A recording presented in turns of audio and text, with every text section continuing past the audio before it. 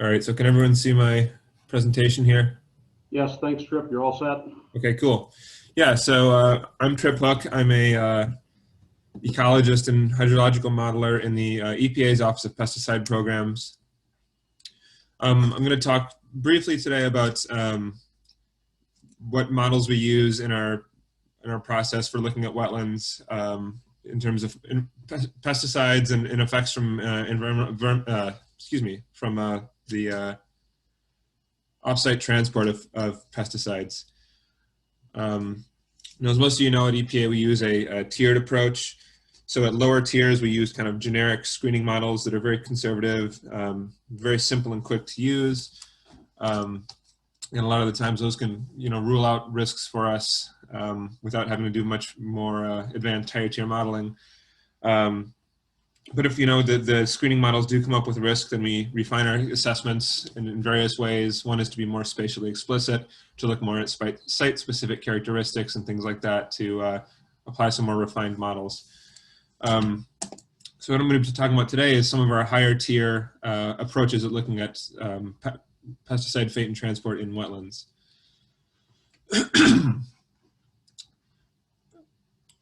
So when looking at some of these higher tier estimates of environmental fate and transport of pesticides, there's kind of two key models that we use or intend to use from here on out. The first is the pesticide water calculator, which is one of OPP's most widely used pesticide fate models.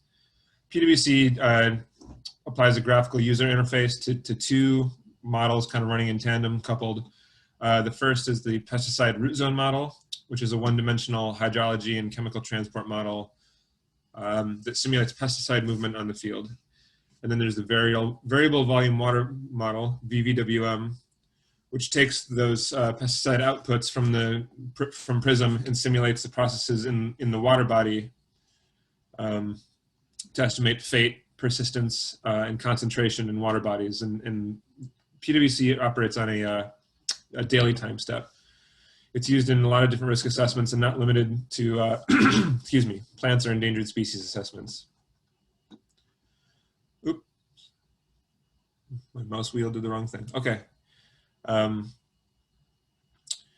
So the second thing I wanted to talk about is a newer tool that EPA is still developing. And this workshop actually comes at an interesting time because this new tool called the Plant Assessment Tool is still sort of in the process of being finalized and getting ready for public use and consumption, and to be used on risk assessments and ESA assessments going forward. Some of you may have heard of a model called TerraPlant.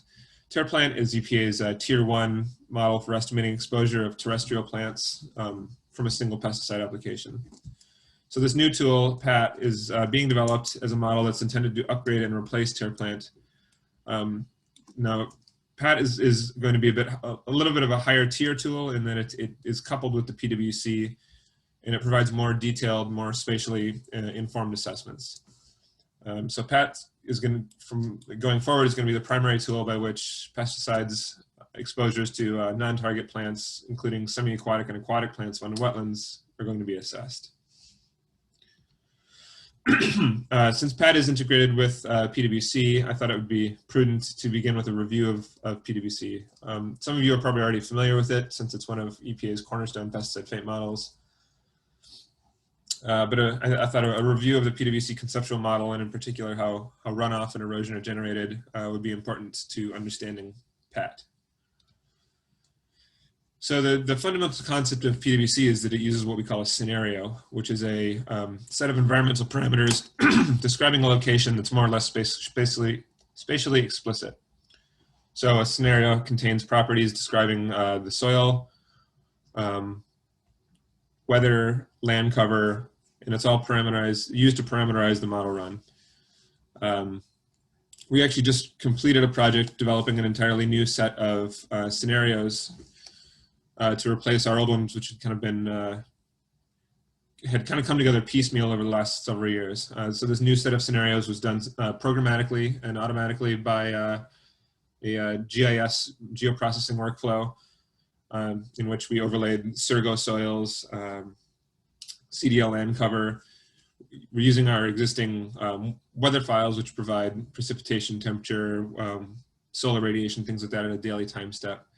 We're using those zones as part of our overlay to generate new scenarios. And so we have a scenario for each crop for each of the 18 major watershed areas, commonly known as HUC2 hydroregions. So by that mechanism, we have these scenarios that are, provide much more specific information than a simple tier 1 screening model, which might just use generic parameters.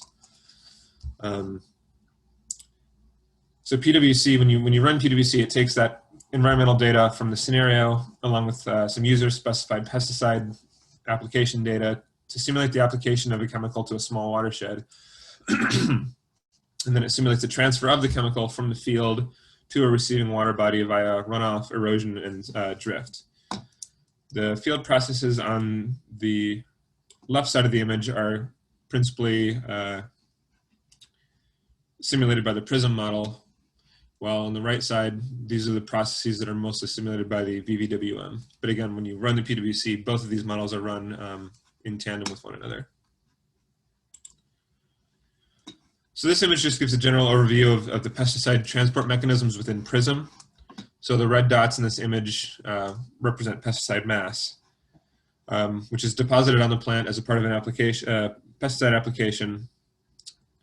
So it's deposited on that plant and some of it gets into the soil.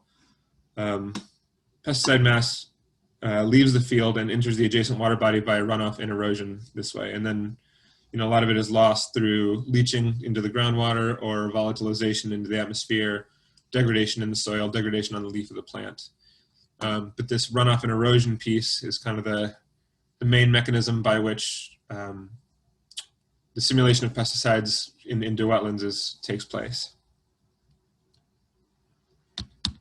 And then kind of looking at the general conceptual model of the VVWM. Again, here's that pesticide mass entering the water body from runoff and erosion as an output of PRISM. And then again, leaving through volatilization into the atmosphere, leaching into the groundwater. There's exchange of pesticide between the benthic zone and the water column, which is also an important component of the PAT model that we'll look at. And then again, we've got degradation and we have some washout and overflow if the model is parameterized that way. So again, here's the PRISM part of PwC. Daily runoff is calculated from daily precipitation using the SCS runoff curve number estimation method. So pesticide on the plant surface or in the top layers of the soil are carried into the field via runoff. And we use the National Engineering Handbook's table of curve numbers to estimate the curve number, and that's specific generally to a scenario. This is a overview of how pesticide is extracted from the top layers of soil in the runoff simulation. The fraction of pesticide mass extracted by runoff decreases with increasing depth. So as you go down into the soil profile, the pesticide that's in the soil is less and less available to be extracted by runoff. And then a good portion of the runoff bypasses the extraction of pesticides entirely. So erosion is kind of beyond runoff is the other major vector in which pesticide enters the water body in response to precipitation events. Erosion is calculated in the PwC using the modified soil loss equation for small watersheds, MUSLE.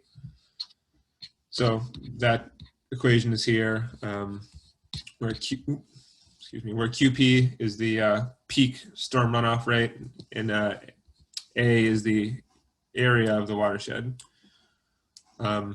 LS is a unit slope length, C is soil cover factor, and P is conservation practices. These are just indices to kind of adjust based on different conservation practices and soil properties. And then PwC can be used to model a number of different types of receiving water bodies. In general, the main categories we have are flow-through reservoirs, non-flow-through reservoirs, and into groundwater. So here's an example of a flow-through reservoir where you've got daily pesticide inputs from the field. You've also got daily inputs and outputs in terms of hydrologic flow through. So EPA's kind of, two of EPA's standard ways of looking at a water body are the pond or the reservoir, where the pond would be a example of a receiving water body which doesn't have much flow through, whereas a reservoir has daily inputs and outputs of pure water from upstream, and then releases downstream to keep the water level steady. And the final component of PwC that's worth mentioning is PwC has an integrated crop growth model, and this is dependent on the properties of the plant, including its plant and harvest dates. Crop growth is modeled as being linear between the date that the plant emerges after planting and the date at which it achieves what we would call maturity, or just a maximum canopy coverage throughout the season. And then at harvest, it's assumed to disappear from the field. So we use that canopy coverage to estimate, things like intercept of the canopy by the canopy of precipitation and of pesticide mass. The other important aspect is the root depth, which defines the depth of our root zone, which is important for our PAT model as well as the PwC. Just a quick background of the history of plant exposure models. So EFED is the Environmental Fate and Effects Division, which is the division we represent in the Office of Pesticide Programs. As I mentioned, the PAT model is intended to replace TerraPlant, which was developed in the early 1990s, originally as sort of a back-of-the-envelope aquatic model. Our engineers coded it up into an Excel spreadsheet in 2005. And PAT was actually first drafted as a replacement in 2008. By Chris Garber and Brian Kiernan. And again, PAT, so we've been working on it for a number of years, and up until now, PAT has actually also been used as an Excel spreadsheet. One of our engineers has recently began the process of recoding it into Python. So it consists of 3 separate modules for modeling different types of plant communities. The first is the terrestrial plant exposure zone, or TPEZ, which represents plants that are adjacent to the field, but not in an aquatic environment. So like a plant buffer, essentially. The second is the wetland plant exposure zone, which looks at semi-aquatic plants in between sort of a terrestrial buffer and fully aquatic. And then the third is the fully aquatic plant zone exposure area, or APEZ. And the focus of upgrading from TerraPlant has been on the conceptual models, the development of algorithms, and a streamlined assessment workflow.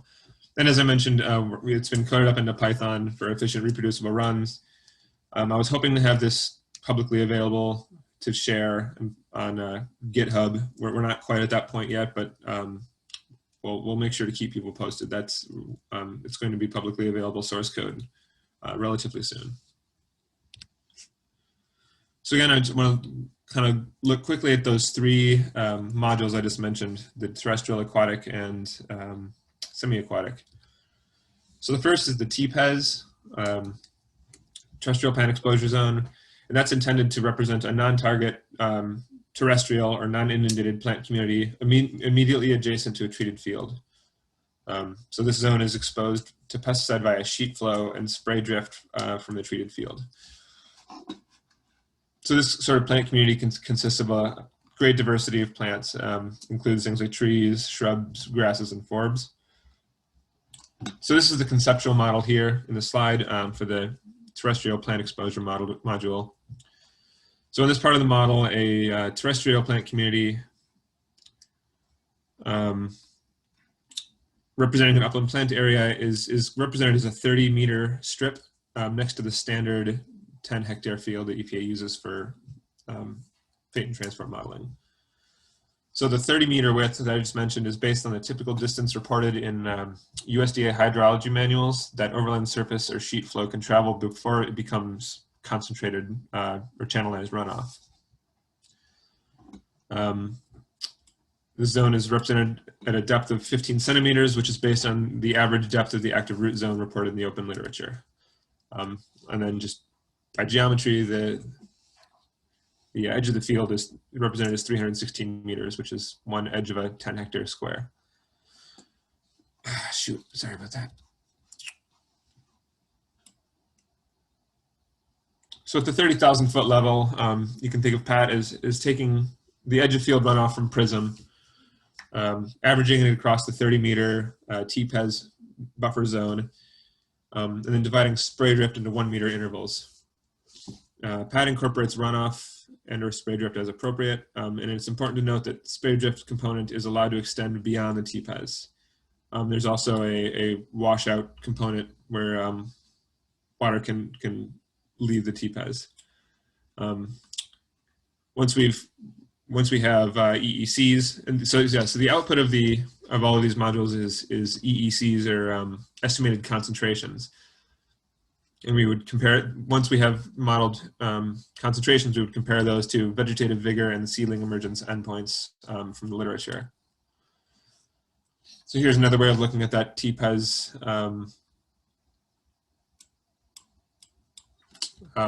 conceptual model. In order to estimate these EECs, Pat looks at that runoff, or that pesticide loading from runoff and eroded sediments and spray drift, and it also looks at antecedent mass that's already in the TPES on a daily time step. So you've got kind of the basic mass constituents of the TPES model here. So you've got the mass from runoff, erosion, spray drift, antecedent mass, and then you lose some mass through from leaching and degradation. And just a quick comparison, how this compares to the old TerraPlant model.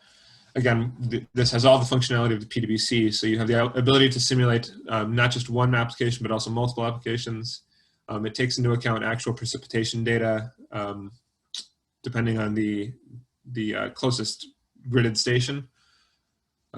You get actual modeled runoff flows that are based on that curve number runoff method, physiochemical properties and physical processes. And again, it's geographically definable, which makes it sort of a higher tier way to look at this. And the spray drift estimations are based on curves out of the ag drift model. You know, and you can compare this to TerraPlant, which is all very basic and sort of screening level, using default assumptions and not really taking into account any locally, spatially based parameters. So the second module we have is the wetland plant exposure model, or WPES. So in this part of the model, a wetland plant community is also subjected to spray drift and concentrated runoff. The wetland can be immediately adjacent to the treated field, but can also be some undetermined distance away. So whereas the terrestrial zone simulates a zone that's directly up against the treated field, this one can be some distance away and fed by channelized runoff. The WPES represents a wetland that maintains so the treated field maintains its 10 hectare treated area, and then the receiving area remains at 1 hectare. Now, so that in TerraPlant, since we're using PWC, the dimensions of the wetland can be adjusted to evaluate the potential risk to particular wetlands of interest. The receiving zone in WPES is simulated as a 15 centimeter water layer, and that water layer can rise and fall throughout the simulation period, and it's allowed to dry down to a minimum depth of 0.5 centimeter. And that's based on the minimum depth reported in the literature that's required for the active growth of limnetic plants. It's assumed that the aquatic plants in a wetland with less than 0.5 centimeter of water are in some form of hibernation or senescence, which would make them less vulnerable to potential pesticide exposures. In addition to that 15 centimeter water column layer, there's also a 15 centimeter sediment layer, which is based on an evaluation of the active root zone depths available in the literature. And as with the TPES, the spray drift component is also allowed to extend beyond the edge of the wetland WPES. EECs in the sediment and water layers are combined, converted by area, and compared to all vegetative vigor and seedling emergence endpoints. EECs in the water layer are reported on a concentration basis and compared to aquatic vascular and aquatic non-vascular endpoints. These figures just give you a kind of a bird's eye model of the conceptual model of the wetland. They're meant to highlight that the wetland can be adjacent to the treated field and exposed via spray drift and runoff, or some undefinable distance away from the field and exposed by a concentrated and channelized flow. The figure on the right requires a second PWC run because there's no drift contribution. And then the channel itself can be a wetland based on this conceptual model. So here's kind of a side view of the conceptual model here, where you've got a treated field on the left, and then a water column zone here, and a benthic sediment zone with benthic pore water. And then the EEC is calculated. And an EEC, by the way, our units that we use are pounds per acre, and that's calculated just by adding up the different masses of pesticide in the different compartments. And then adjusting for area.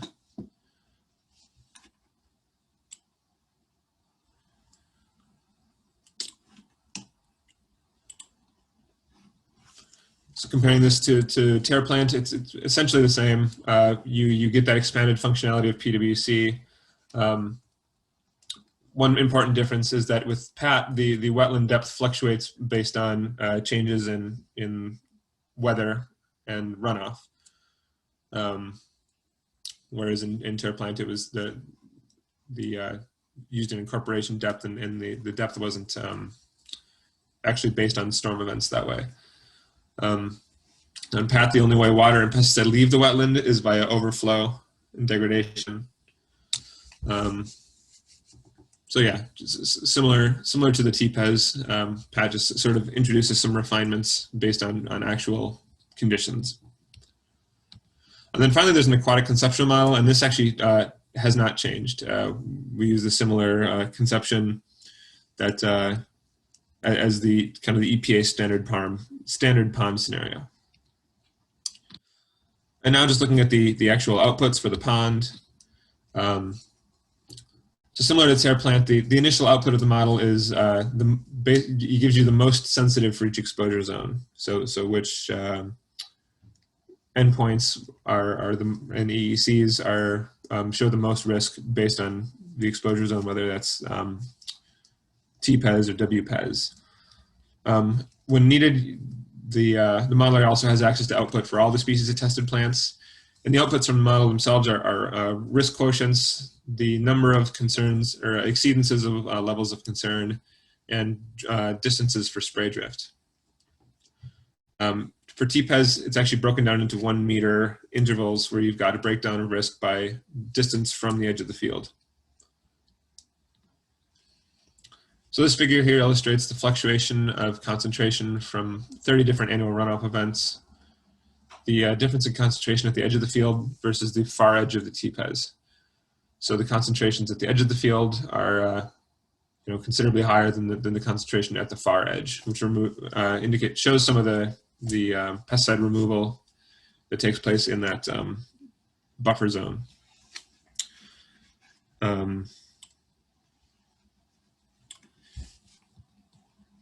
Yeah, and this also indicates the duration of the exposure. So at the edge of the zone, there's some lag in the pesticide concentrations returning back to zero. So here we'll look at the temporal and spatial variability of the TPES outputs. So in the figure on the left, the y-axis shows the frequency of species that exceed the level of concern, and the x-axis shows the year. The blue bars represent the seedling emergence data, and the green bars represent the vegetative vigor data. Solid bars are non-listed endpoints, and the hashed bars are listed endpoints. So this figure illustrates the year-to-year variability inherent in the PWC modeling and how it impacts risk estimation. It's also a quick way to highlight the tox driver of the assessment. In this case, the seedling emergence is the most vulnerable life stage, with most species being impacted. The figure on the right, this represents an example of a drift plot. These figures are created for listed and non-listed endpoints from the seedling emergence and vegetative vigor studies and provide an estimated distance to the point at which the level of concern is no longer exceeded. So in this figure, the y-axis shows the concentration and the x-axis shows the distance in feet. The colored lines represent, in this case, the IC25 values for seedling emergence. So as you increase your distance, the deposition curve drops below levels of concern for different crops. And these figures provide a way of visualizing the variability and risk across the TPEs. In the figure on the left, the y-axis is the percent of, in this case, IC25 values exceeding the level of concern, and the x-axis is the distance from the edge of the field. The blue line represents the seedling emergence data, and the dashed line represents vegetative vigor data. And this figure gives a sense of the variability and risk across the terrestrial plant exposure zone. For this example, the seedling emergence endpoint is sensitive enough that all species tested exceed the EEC even at the outer edge of the TPEs. However, there's still some variability excuse me, in the vegetative vigor data, and fewer species exceed the LOC at the outer edge of the TPEs than at the edge of the field. So this figure is also created for NOAC values and other thresholds. So the figure on the right, this is another way of visualizing the variability and risk across the terrestrial plant exposure zone. The y-axis is the risk quotient based on the most sensitive species endpoint. And the x-axis, again, is the distance from the edge of the field. The solid black line represents risk quotients based on the 1 in 10 year EEC. The large dashed line represents the risk quotients based on the maximum EEC. The small dashed line represents the RQs based on the minimum EEC. And the red line is the level of concern. Oh, sorry, I keep doing that.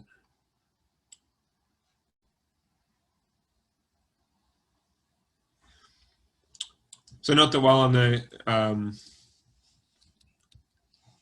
sorry.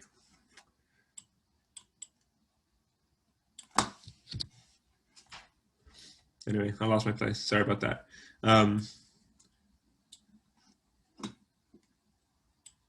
So here we have the average depth of the wetland zone over time. This is a 30-year period, over the 30-year period. The red line represents the average daily pesticide concentration over the same period. Note that while the wetland depth on the first day of the simulation is set to 15 centimeters, each PWC scenario has its own unique depth profile based on the environmental conditions associated with the location. This information is useful when you're looking at the potential risks of application timing, which is a big thing that we look at. The figure shows how water depth, timing of application, and chemical concentration depth are related. So, for example, as water columns concentration increase, so water columns concentrations tend to increase slightly as water depth decreases. So in shallower water bodies, the water column concentration tends to be higher. And it also provides some justification for how application timing can be adjusted to reduce the potential for exceedances of the levels of concern. So that's all I have for now, and I'm happy to take any questions. I think we've got 10 minutes or so. Yeah, I think you saved about 10 or 12 minutes for questions, so I appreciate that. Let me take prerogative and ask a question first.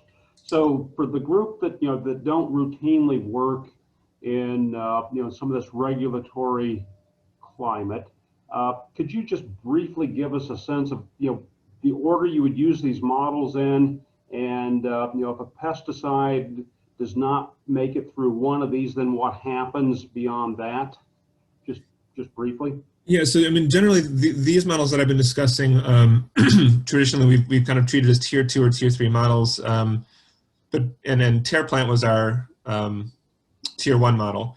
So, but what we're doing with PAD is essentially replacing that. So these would actually be some of the first models that you might run for a given assessment. And so, Trip, I guess my experience has been then that if a pesticide being considered maybe still seems to be a concern after running this for some situations, then EPA would potentially consider a next tiered model. Is that correct? Yes, that's right. And sorry, Chris, are you on the line? Yep, I'm here. So can you speak to this a little bit about what models we would go to at the higher tiers after we're still finding risk with PAT? So given that PAT is a new model, we don't have a precedent, but I could kind of maybe describe it in terms of what we do with our PwC modeling. So typically, what we might do is do some refinements for the scenarios themselves. But if there's still a risk concern and risk managers need to know more information, we might actually call in even higher tier information, which might be targeted monitoring.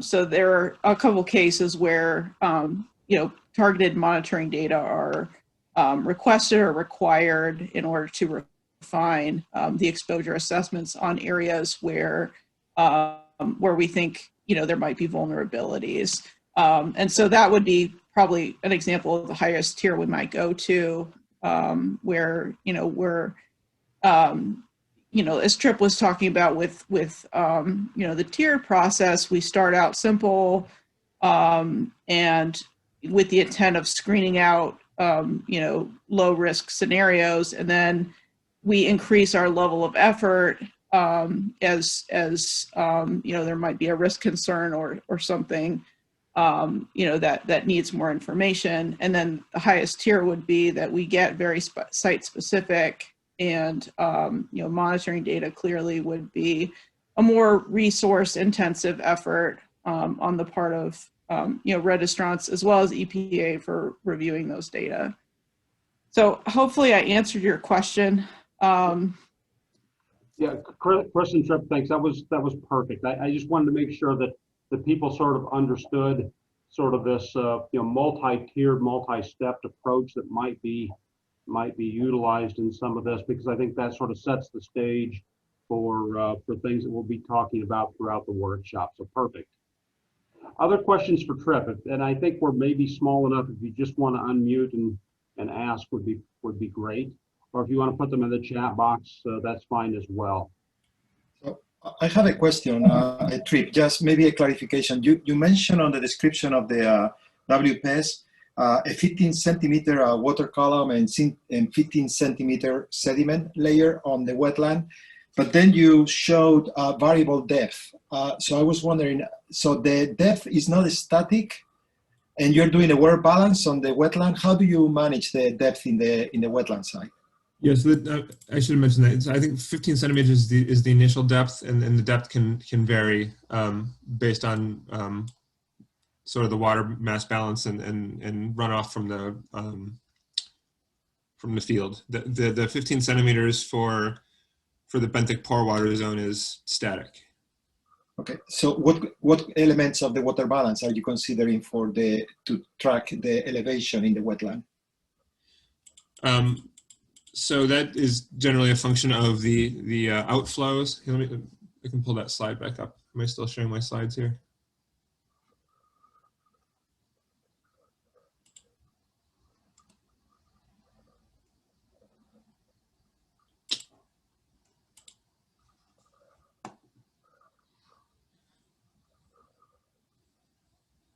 Yeah, so we have losses based on losses from leaching out of the benthic zone. We have losses from overflow, and we have losses from, I believe, evaporation. Okay, so you do have evaporation as well as precipitation as components of the mass balance within the wetland compartment then? Yes, I believe so. Okay, thank you. It's Mike from Stone here. While you're on this slide, I have some questions on this conceptual model for the terrestrial wetland habitat. Sure. So you have the offside movement from the field being simulated by PRISM, going as sheet flow into this terrestrial zone. How is that terrestrial zone being modeled? Because you're showing like some flow through going out of that terrestrial habitat zone as well as some leaching. Is that a second prism run that's simulating the mass balance that's going on in that non-target area, or what's happening there? So the it's not I don't believe it's a speck and prism. It's just taking the runoff that's coming directly out of prism at edge of field. So how is it determining how much is infiltrating or leaching below that 15 centimeter zone? Let me pull that up 1 second. Trip, and while you're doing that, can you put that back in full screen mode? Because Yeah. for those of us on small screens, thank you. Let me skip forward a second.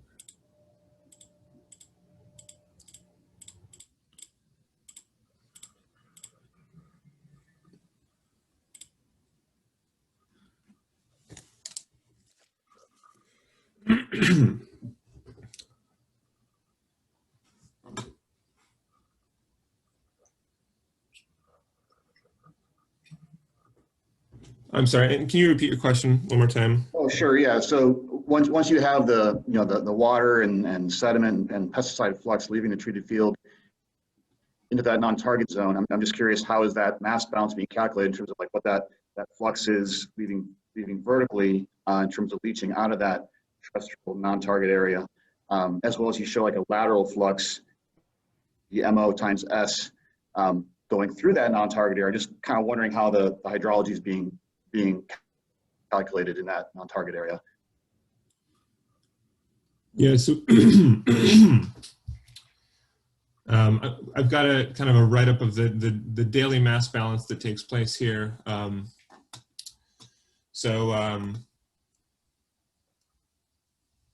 lot of it is removed from the TPEs through leaching. There's runoff out of the TPEs. I was hoping to be able to publish the sort of the manual that kind of had a more detailed explanation of all of the physical processes that are being calculated on a daily time step. That should be available in the next couple of days, and I can send that out to you. Hopefully answer your question a little bit better.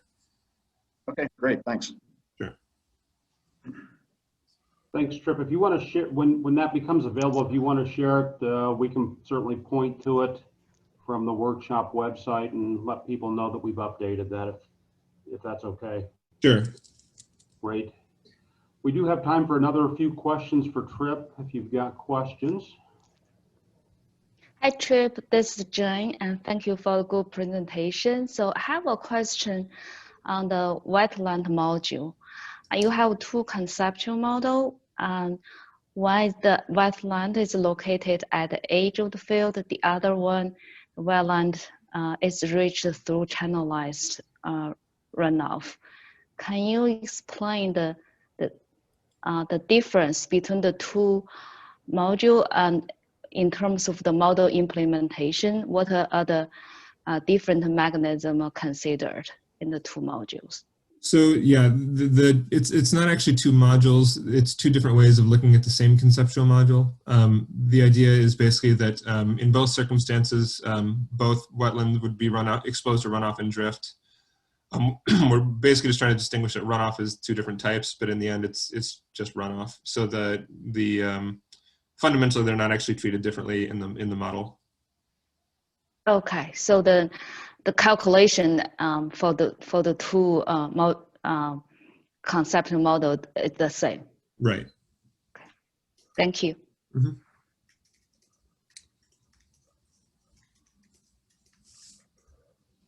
Trip or Chris, this is Mike again. Was PAT the PAT model used in the current biological evaluations that EPA is working on for several herbicides?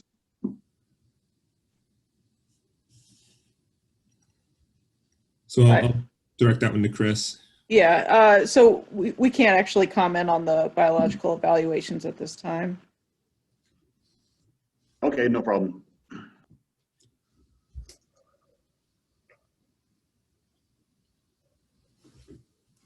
One more question, if someone's got another question.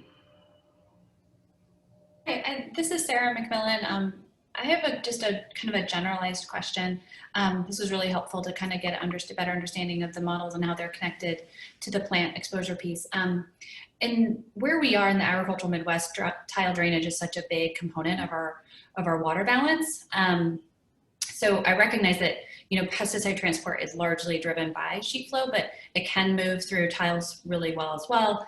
And then the wetland connection could be different depending on how the wetlands are, you know, situated in the landscape. I'm curious how and if tile drainage is incorporated in any of these models. I don't believe that tile drainage is incorporated in any of these models. I can ask around and get back to you to see how some of our risk assessors might deal with tile drainage. Or if, Chris, if you're aware of how people try to account for that in these model implementation. I don't believe that it's expressly coded into the model as a parameter that you can adjust. Yeah, that's right. It's not expressly coded in.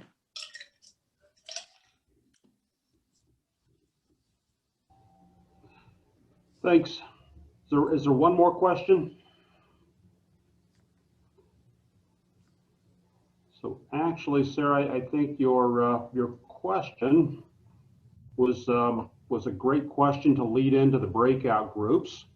We'll be headed to the breakout groups here in just a couple of moments. So I'll just leave this because Bill and Meredith will pull this up. But in the breakout groups for the 15 minutes that will follow, you'll have a chance to talk about some of the strengths, weaknesses of of some of the models that you've just heard about for regulatory purposes. Let's keep it positive, constructive. So I think, Sarah, you pointed out there may be opportunities to include processes like tile drainage. That's very important in many places as we look to the future. So that would be a great area of some potential discussion. We're going to put you in discussion groups in just a couple of moments. I think you'll be pushed into those. Bill Bogan is leading one, Meredith Cobb is leading the other. I think they'll look for someone to help capture and report out at the end of the day just a little bit of the nuggets that come out of these. So appreciate ahead of time of people's willingness to do that. Before we do that again, Tripp, thank you so much for the great presentation. And I think you did a great job in setting the stage for things that now follow. So Renee, I think we're ready to push people to breakout groups. And at the end of the breakout groups, you'll have a 15-minute break, and then we'll reconvene for some presentations following that. So